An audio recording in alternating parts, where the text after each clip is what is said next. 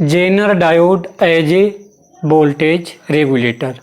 Jenner diode को as a voltage regulator operate करने के लिए सर्किट डायग्राम इस तरह से बनाते हैं। इसमें एक हमने ले लिया वोल्टेज सोर्स और इसकी सीरीज में एक जोड़ दिया सीरीज रेजिस्टेंस RS, और यहाँ पर जो करंट फ्लो होगी वह टोटल करंट I होगी। इसके पश्चात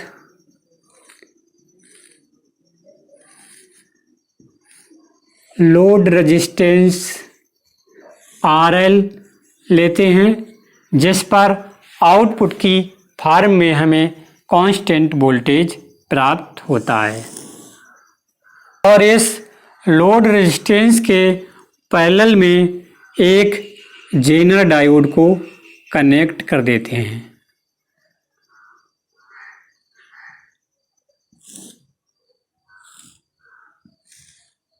जेनर डायोड को as a voltage regulator operate करने के लिए सर्किट डायग्राम इस तरह से डिजाइन करते हैं।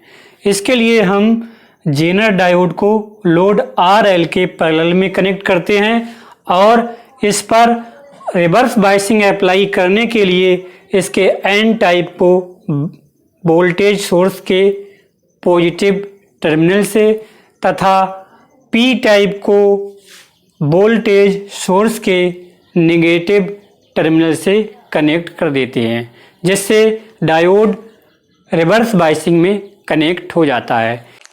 यहाँ पर दो केस पॉसिबल होते हैं। एक बार हम पावर सप्लाई वोल्टेज V को कांस्टेंट मान लेते हैं और लोड रेजिस्टेंस RL को वेरी करते हैं, और दूसरा केस क्या होता है कि लोड रेजिस्टेंस RL को कांस्टेंट मान लेते हैं, पावर सप्लाई वोल्टेज को वेरी करते हैं। यदि सर्किट में फ्लो होने वाली टोटल करंट I तथा जेनर करंट IZ और लोड करंट RL हो, तब किरचॉफ्स लॉ के अनुसार then by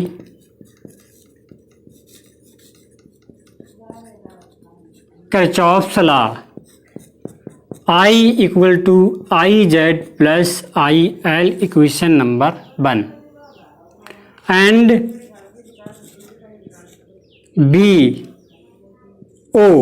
BO for output voltage equal to B minus I into RS equation number 2। इस वोल्टेज से ये वाला वोल्टेज हम घटा देंगे, तब हमें B आउट या BO की वैल्यू प्राप्त हो जाएगी।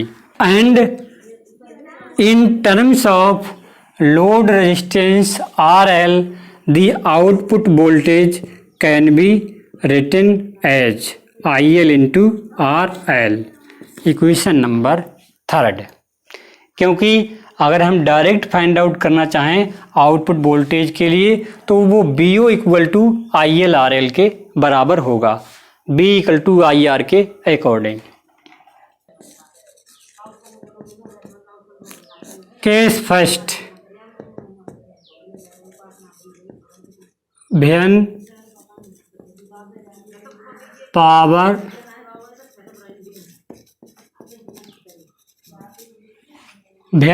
Supply voltage varies and load resistance is constant by equation 1 del I equal to del IZ plus del IL equation number 4 and by equation 3 0 equal to del IL into RL। Since B equal to constant है, यह output voltage होता है, यह always constant होता है। So del B O equal to 0।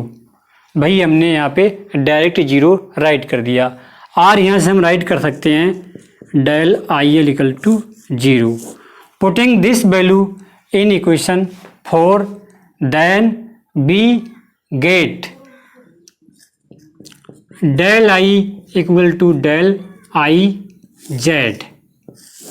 जब हम del I L को यहाँ 0 पुट कर देंगे तब हमें del I equal to del Z प्राप्त होगा, जहाँ आई टोटल करंट और आई जेड जेनर करंट है। इससे यह क्लियर होता है कि जेनर करंट और टोटल करंट आई एक साथ चेंज होती हैं, एक साथ बदलती हैं, जिससे क्या होता है zener current I L fix हो जाने के कारण आउटपुट वोल्टेज बी ओ भी फिक्स हो जाता है, कांस्टेंट हो जाता है, अर्थात रेगुलेट हो जाता है। Case second, when load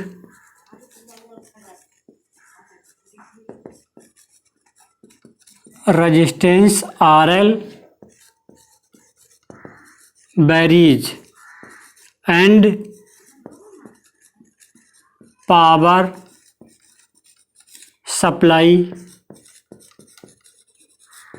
voltage B is constant, then by equation first del I equal to del IZ plus del IL, equation number 4,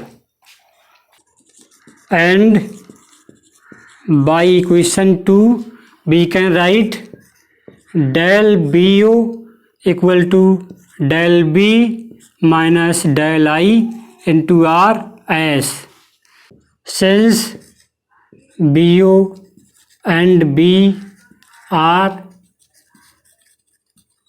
constant, so del BO and del B equal to 0. Then equation 5 can be written as del I equal to 0। Sense जो BO है output voltage है, यह constant होता है और power supply voltage B को हमने constant मान लिया है, तो उस केस में डेल BO और डेल B के मान 0 होंगे। जब डेल BO और डेल B इक्वल टू 0 हम इक्वेशन 5 में पुट कर देंगे, ए टर्म 0 हो जाएगा, ए भी 0 हो जाएगा। यहाँ से डेल आई का मान निकालेंगे तो वो भी हमें 0 प्राप्त होगा। Then equation 4 can be written as, अर्थात जब load resistance R L vary करता हो अर्थात चेंज होता हो तथा पावर सप्लाई वोल्टेज भी कांस्टेंट होता है, तब इस केस में यदि load current R L decrease होती है तब zener current I Z increase हो जाती है।